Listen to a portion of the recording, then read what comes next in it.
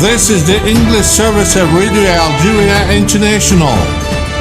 It's time for the news. The Minister of State, Minister of Foreign Affairs, the National Community Abroad and African Affairs, aathe, is representing the President of the Republic, Mr. Abdelmajid Tebboune, in the 34th Ordinary Session of the Council of the Arab League at summit level held in the Iraqi capital, Baghdad.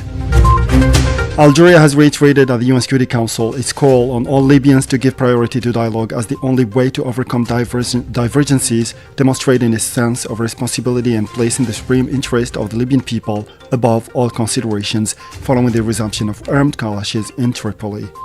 And at least 50 Palestinians were murdered and several others were wounded on Thursday night in a bombardment carried out by the Zionist occupation army on several parts of the Gaza Strip.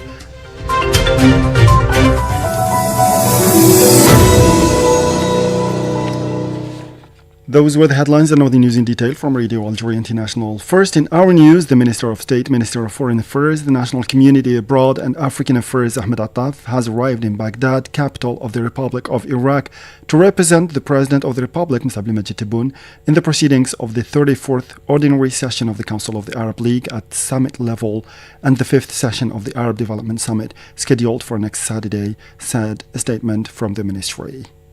The participants will also discuss the current political situation in the Arab world, as well as ways to strengthen joint Arab action and make the Arab multilateral action system more effective.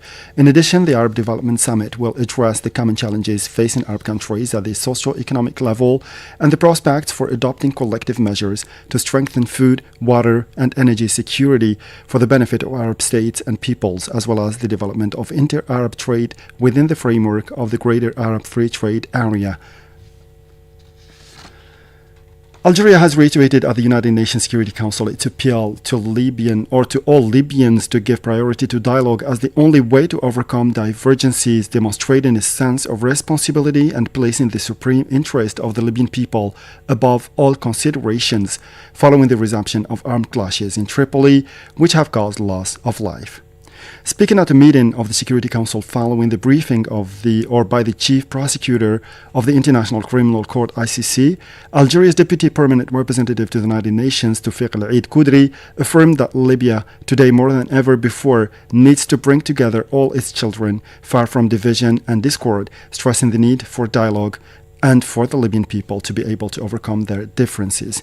He also underlined the need to relaunch the political process under the aegis of the United Nations with a view to achieving the long-awaited solution. Let's listen to Mr. Koudri.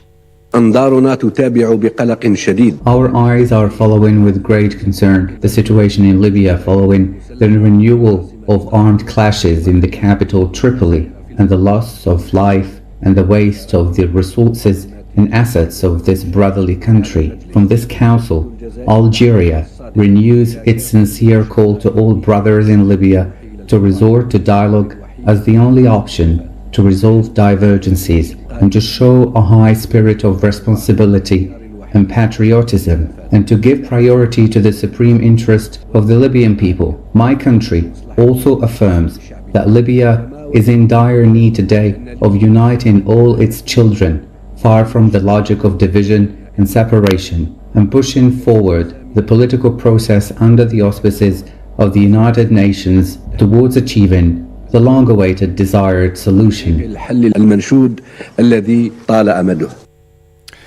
The Algerian representative insisted on the need to support Libya as it emerges from the spiral of violence through the immediate and unconditional withdrawal of all foreign forces, foreign fighters and mercenaries, by allowing Libyans to decide their own fate and manage their own affairs away from regional tug-of-war and struggles for influence and interests. The Minister Delegate to the Minister of National Defense, Chief of Staff of the National People's Army, Army General Saeed Shingriha, has chaired the proceedings of the 18th session of the Orientation Council of the Higher War School or Military School, according to a statement from the Ministry of National Defense. After the welcome ceremony, the Army General chaired the proceedings of the school's Orientation Council, where he delivered an orientation speech through which he stressed that the High Command of the INP attaches great importance to combat preparation through the intensification of exercises based on scenarios close to reality and to anchoring in the staff the ability to react quickly to changes and emerging situations. لطالما اعتبرنا We have always considered that combat preparation and continuous training of the military personnel is the basic key to mastering weapons and their systems and achieving the maximum benefit from them.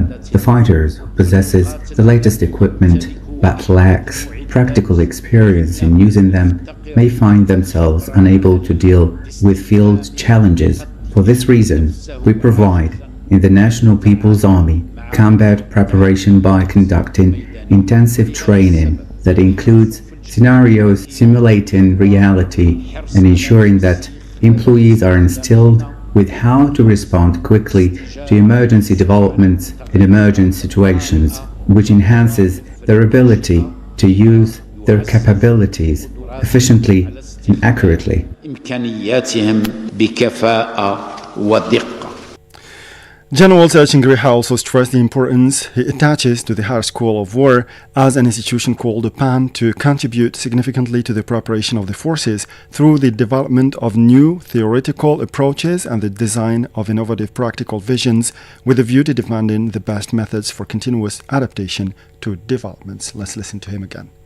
وفي هذا الإطار نعول كثيرا. In this context, we rely greatly on the higher military school to contribute to this preparatory effort for the forces by formulating a new theoretical approach and developing innovative practical concepts on the methods capable of continuously adapting to new developments in a way that ensures effective confrontation of all current and future challenges and maintaining our country's position as a regional power, always ready to confront any imminent threat to its sovereignty, stability, and vital interests. ومصالحها الحيوية.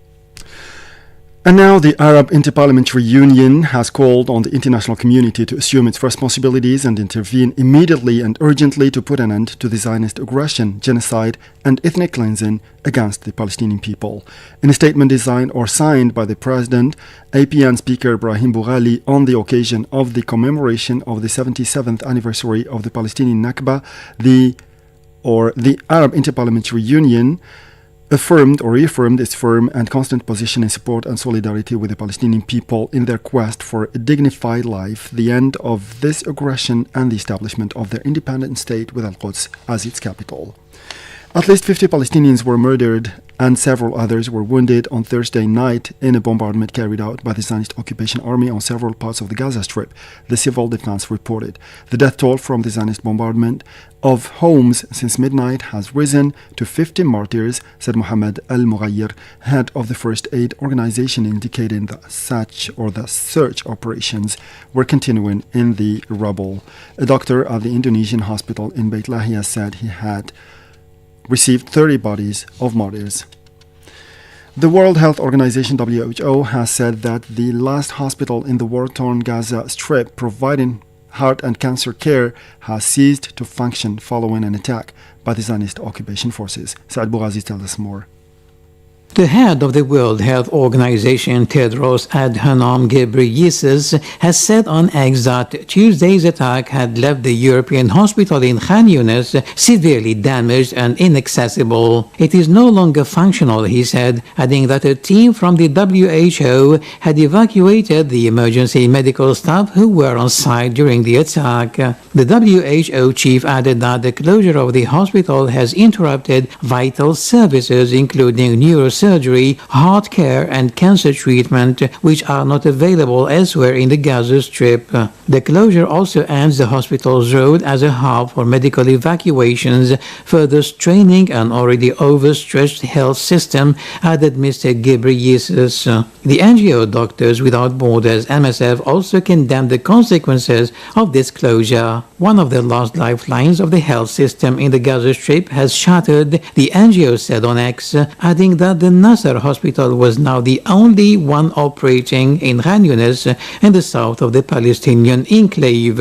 According to MSF, the remaining hospitals in the Palestinian territory, for the most part partially functional, are constantly overwhelmed.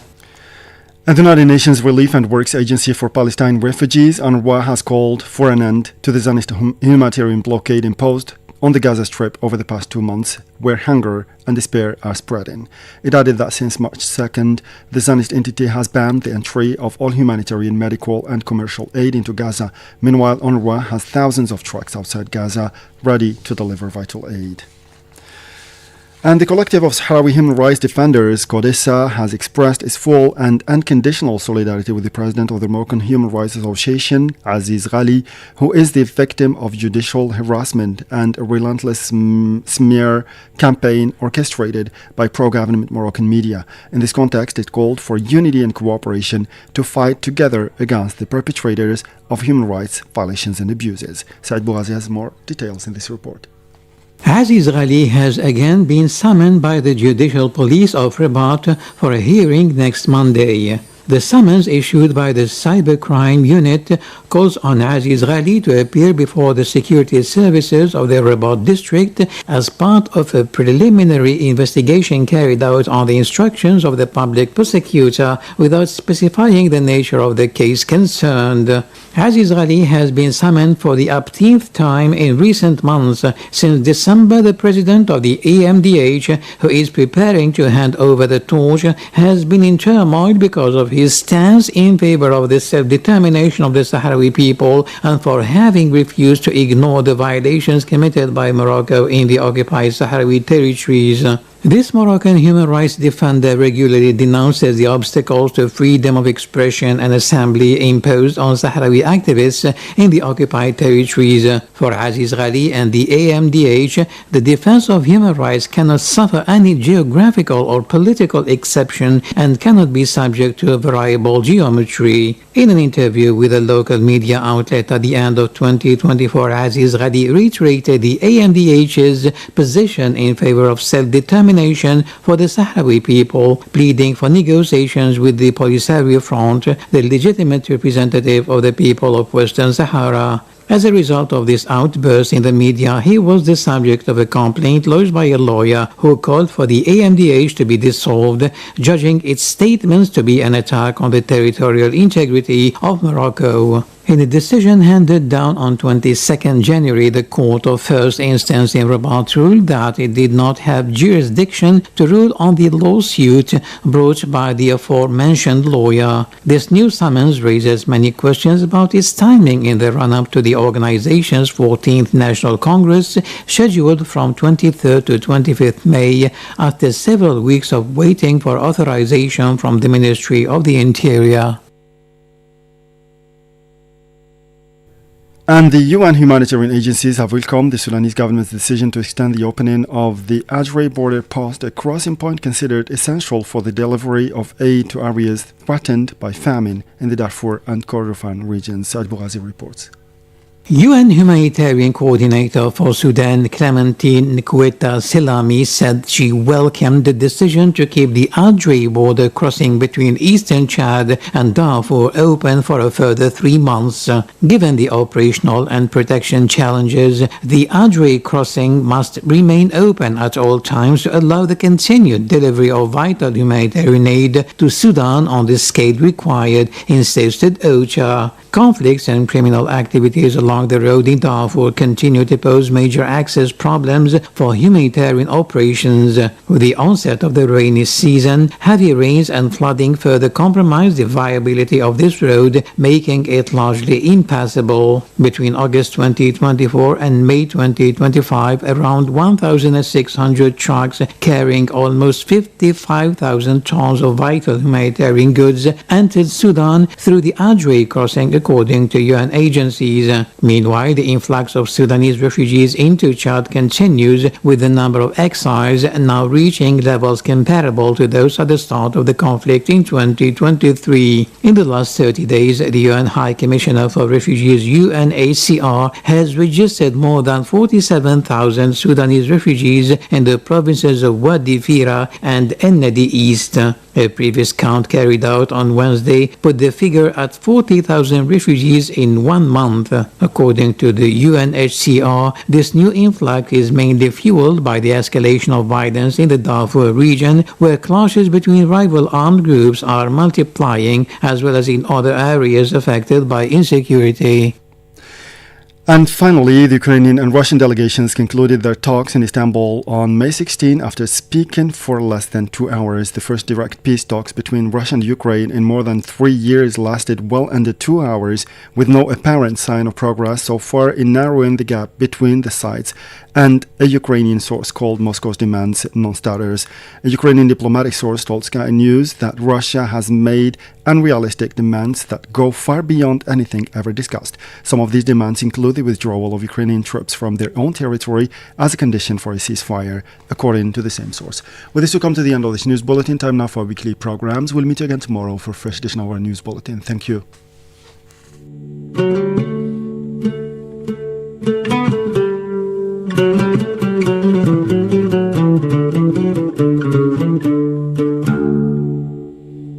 The Kasbah is a unique kind of Medina or Islamic city.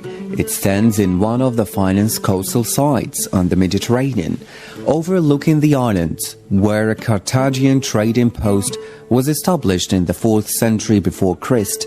There are the remains of the citadel, old mosques and Ottoman